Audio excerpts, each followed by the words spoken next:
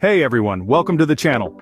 Today we're taking a trip back in time to explore the legendary French Emperor Napoleon Bonaparte. We all know he conquered most of Europe, but how did a short, ambitious general achieve such dominance? We'll be separating fact from fiction and uncovering some surprising truths about Napoleon's rise and fall. Let's start by debunking a myth. Napoleon wasn't solely responsible for French victories. He rose to prominence during the French Revolution, 1789 to 1799, a period of immense social and political upheaval. The revolution created a highly motivated citizenry and a modernized professional army.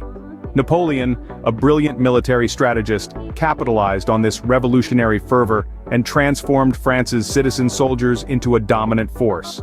Another surprising fact, Napoleon wasn't actually that short. The average height for men in his time was around 5'2", and Napoleon was likely around 5'6" inches, average for his era. British propaganda of the time portrayed him as a tiny figure to diminish his image as a powerful leader. Napoleon was undoubtedly a military genius. He perfected new tactics like concentrated artillery fire and rapid troop movements. But his methods were often brutal, leading to immense loss of life. He also established himself as emperor in 1804, effectively becoming a dictator. This ambition for power ultimately contributed to his downfall. Despite his dictatorial tendencies, Napoleon did spread the ideals of the French Revolution throughout Europe. He abolished feudalism, promoted equality, and established legal codes, known as the Napoleonic Code, that influenced many countries. This legacy, alongside his military prowess, is why he remains such a complex figure. Napoleon's ambition eventually led him astray. His invasion of Russia in 1812 proved disastrous. The vast distances, harsh winter, and fierce Russian resistance crippled his army. This marked a turning point, and a series of defeats ultimately led to his first exile on the island of Elba in 1814.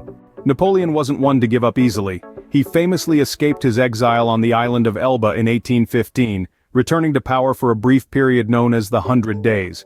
He even escaped from his second exile on the remote island of St. Helena, though he died there shortly after in 1821.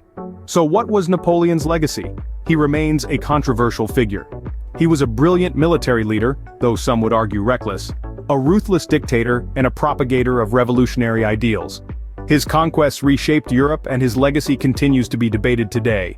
At the end of the video, don't forget to like and watch other videos of this channel.